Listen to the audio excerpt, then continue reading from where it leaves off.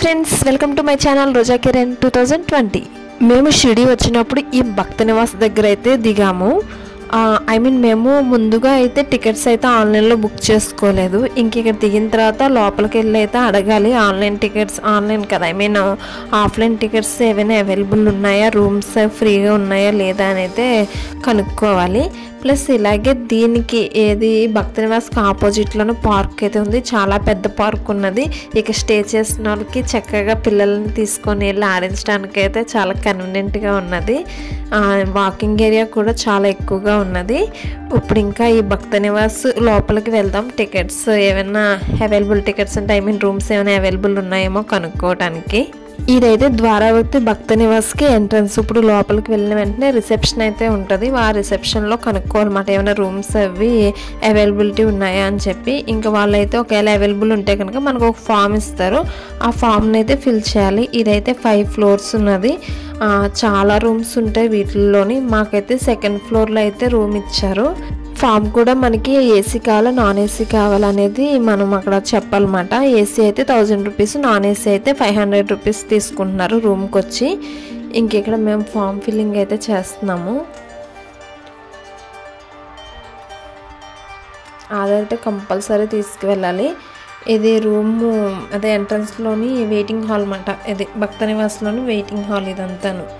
ఇక్కడ నుంచి మనం సాయిబాబాది లైవ్ కూడా చూడొచ్చు. అక్కడ సాయిబాబా టెంపుల్ దగ్గర లైవ్ ఏం జరుగుతుంది అనేది కూడా చూడొచ్చు. ఇంక ఇదైతే రూమ్ అన్నమాట. 2nd floorలో మాకు ఇచ్చారు. 269 రూమ్ నెంబరు. రూమ్ చూసేయండి ఒకసారి ఎలా ఉన్నదో. ఇక్కడైతే మనకి వాష్రూమ్స్ అయితే 2 ఇచ్చారు. బాతింగ్ ఒకటి, లాబరేటరీ ఒకటి, ప్లస్ అలాగే షింకు మిర్రర్ ప్రొవైడ్ చేశారు. 3 బెడ్స్ అయితే ఇచ్చారు. మేము ఆల్రెడీ వచ్చి ఒక 2 days అయితే అవుతుంది. నేను ముందుగా అయితే రూమ్ వీడియో తీయలేదు, అందుకనే ఇది 3rd డే అనమాట తీస్తున్నాను. చాలా బాగుంది రూమ్ అయితే. చాలా నీట్గా క్లీన్గా అయితే ఉన్నది. నాకు చాలా బాగా అనిపించింది అనమాట. రూమ్ దొరికినందుకు హ్యాపీగా అనిపించింది. ఇంకా ఫ్రెష్ అప్ అయిన తర్వాత బయటకు అయితే వచ్చేసాము. బయటకు వచ్చిన వెంటనే మేము ఉంటున్న భక్త నివాస్ పక్కనే క్యాంటీన్ అయితే ఉంది. అక్కడ కాఫీ, టీ, మిల్క్ అవి అయితే అవైలబుల్గా ఉన్నాయి. కాఫీ అయితే జస్ట్ 3 రూపీసే, కానీ టేస్ట్ మటుకు చాలా బాగుంది. నాకు ఇక్కడ మెయిన్ కాఫీ, టీ, మిల్క్ అవి అయితే చాలా బాగా నచ్చాయి. ఇంకా ఇప్పుడైతే మేము నాసిక్ వెళ్ళటానికి అయితే బయలుదేరుతున్నాము. మేము షేరింగ్ వ్యాన్ అయితే మాట్లాడుకున్నాము. షేరింగ్ వ్యాన్ వచ్చేటప్పటికి ఈచ్ వన్ 300 రూపీస్ తీసుకున్నారు. నాకైతే హెల్త్ బాగాలేదు, ఫుల్ ఫీవర్ మాట ముందు రోజు. ఇంక నైట్ ట్యాబ్లెట్ వేసుకొని జర్నీని అయితే స్టార్ట్ చేశాను. ఫస్ట్ ఇంకా ముక్తిధామ్ టెంపుల్కి అయితే వచ్చాము. ఈ ఆలయం అయితే చాలా బాగుంది. చూడండి, అక్కడ ఆల్రెడీ ముక్తిధామ్ అని కనిపిస్తుంది కదా, ఇదేమాట. ప్లస్ 12 జ్యోతిర్లింగాల ప్రతిరూపాలు మనం ఇక్కడ చూడవచ్చు. ఈ టెంపుల్లో అన్ని విగ్రహాలు ఏదైనా సరే పాలరాతితో అయితే చేశారు. ఇక్కడ మనం మన హిందూ దేవుళ్ళు దేవతలను అయితే ఈ టెంపుల్లో చూడవచ్చు. మీకు కొన్ని పిక్స్ అయితే యాడ్ చేస్తున్నాను, చూడండి.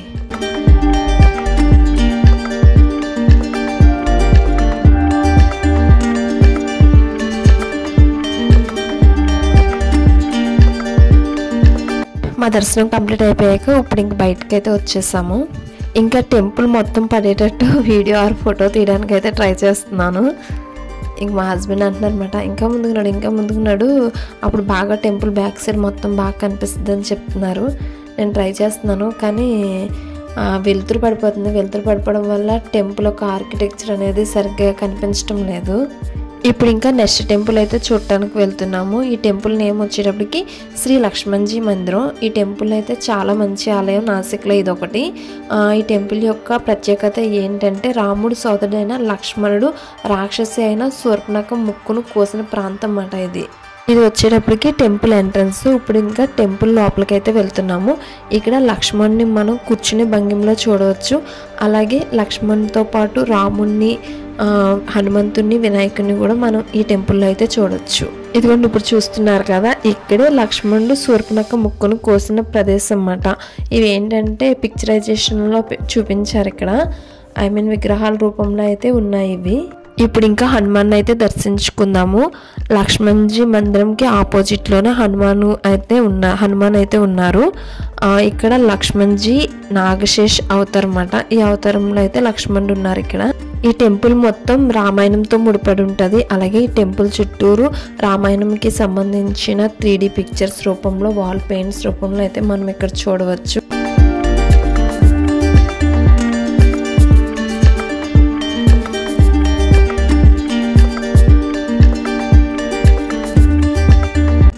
అలాగే ఇక్కడ మనం షాపింగ్ చేసుకోవడానికి కూడా అవైలబుల్గా షాప్స్ అయితే ఉన్నాయి. నెక్స్ట్ ఇంకా మనం వినాయకుడిని అయితే దర్శించుకుందాం. ఇక్కడ చూసారా వినాయకుడిని అయితే ఈ విధంగా ఉంచారు. వినాయకుడిని అయితే దర్శనం చేసుకుంటున్నాం. ఇప్పుడు మేము నాసిక్ లోకల్లో కొన్ని మెయిన్ టెంపుల్స్ ఉంటాయంట. అవి చూడటానికి అయితే మన షేరింగ్ వ్యాన్ వాళ్ళు తీసుకువెళ్ళరు.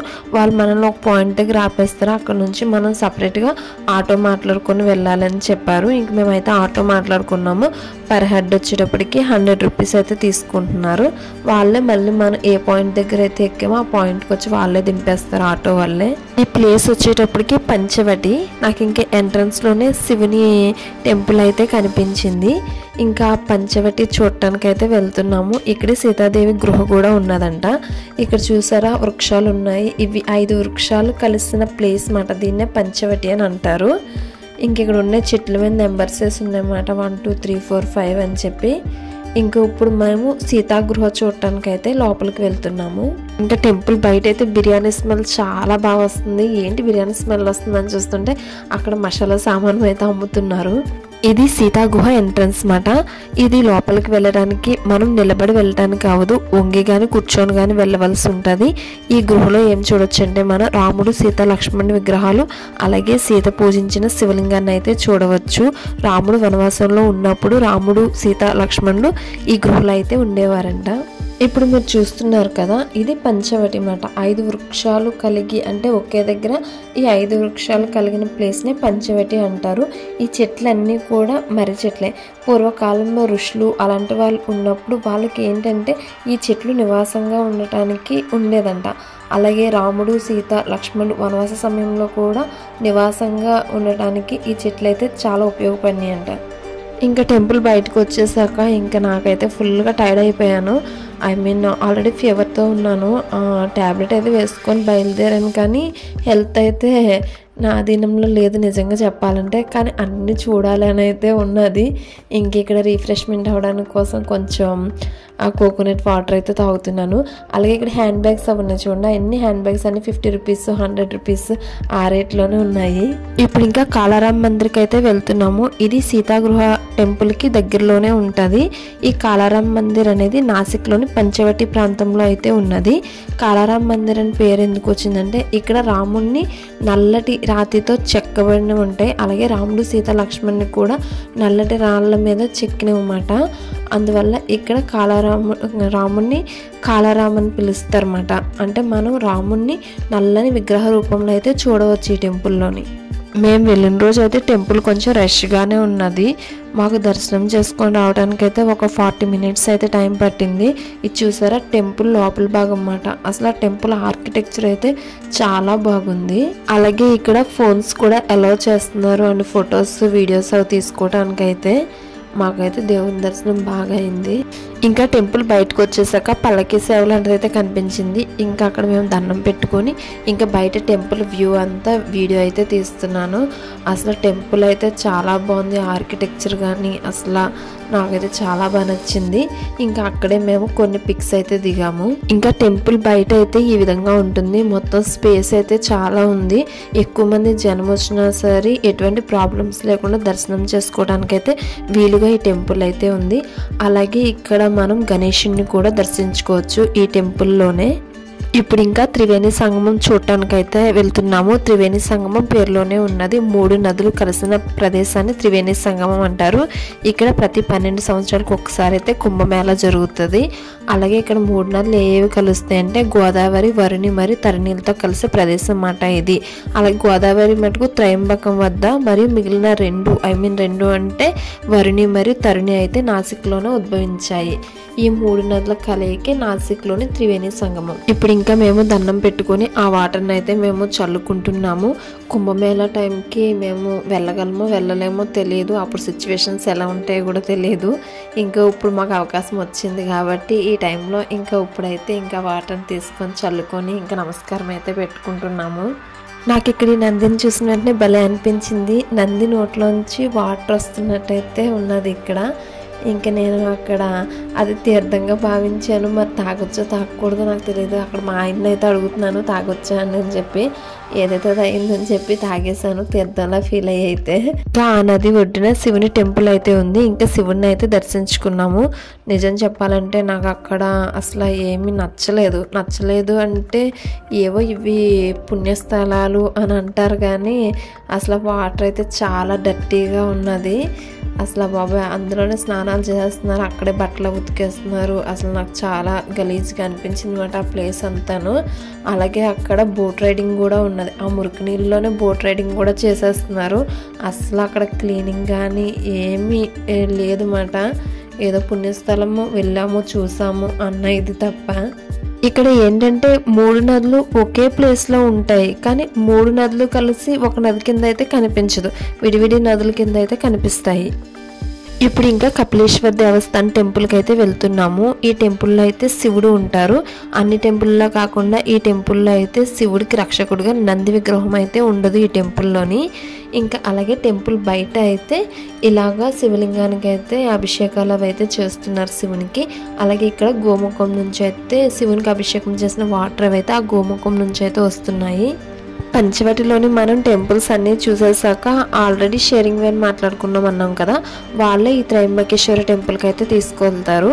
ఇంక మేము ఇప్పుడైతే త్రయంబకేశ్వర టెంపుల్కి అయితే వెళ్తున్నాము. ఈ టెంపుల్ ఆర్కిటెక్చర్ అయితే చాలా బాగుంది.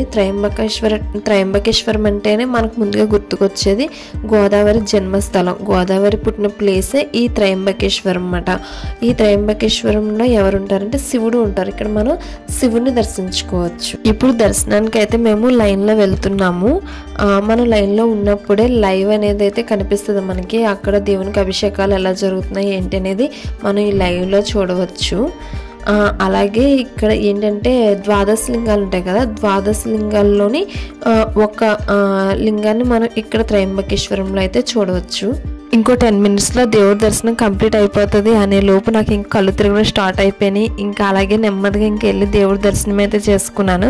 దేవుడి దర్శనం చేసుకొని ఇంకా బయటకు వచ్చి ఇంకా కూర్చోపోయాను అనమాట. ఇంకా అక్కడ పిక్స్ దిగుదామన్న ఓపిక కూడా నాకు లేదు. ఇంకా కూర్చొని జస్ట్ ఆ టెంపుల్ బయట వీడియో అయితే తీసాను. ఇంకా మళ్ళీ ఎప్పుడు వస్తాం మళ్ళీ చూడటానికి అవుతుందో చెప్పలేము కదా, ఇంకా బయట అయితే వీడియో తీసాను అనమాట ఇలా కూర్చొని. ఇదే ఫ్రెండ్స్ షిరిడి టు నాసిక్ మా ప్రయాణం. వీడియో నచ్చినట్టయితే లైక్, షేర్, కామెంట్, సబ్స్క్రైబ్ చేయడం మర్చిపోకండి. Thank you.